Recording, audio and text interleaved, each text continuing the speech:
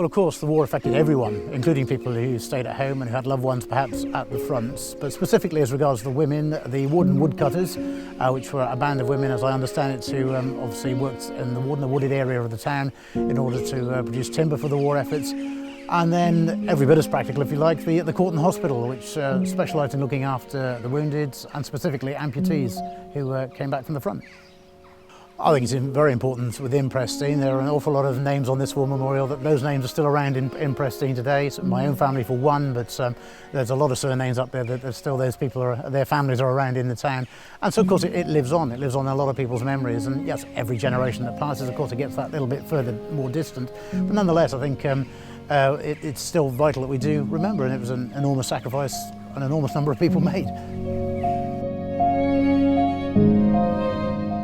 My personal connection is that my great uncle on my father's side, his name is on the memorial. He was Ivor Owens. He died at the age of 18. He was a twin with my grandfather, and obviously being twins, they were both called up on the same day. They were both from a farming family, and I suspect they were hoping they'd be, if you like, a reserved occupation in the sense they wouldn't have to go to the front. We think, as a family, that there was an older brother who'd already been excused fighting for that very reason. So when the next two came along, they were called up, they had to go.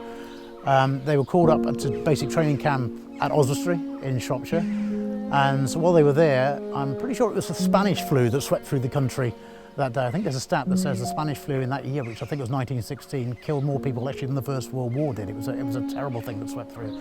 Now my grandfather, he went down with the Spanish flu first of all, and Ivor, his twin, brought him a little bit of extra rations to help try and sort of tide him through, really.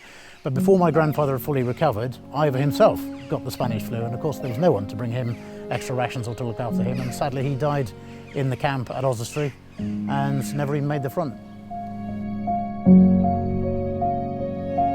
My grandfather, he obviously had to go to the front. As I say, you can only imagine really what that must have been like, having already lost his twin.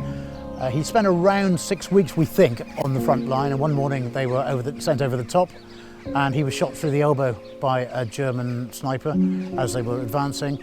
And many, many years later, when he was an old man, around about the Falklands, he came back. He never said a lot about it, as many of them didn't, of course, but he told me that it was probably the best favour anybody ever did him, was the German who shot him through the elbow, because naturally then you're wounded, you're invalided out, you're off the front line. And he was taken back across the channel by a troop ship and then hospitalised in Northampton whilst he recovered, and downgraded from A1, so perfectly physically fit, to B1, so not quite so physically fit.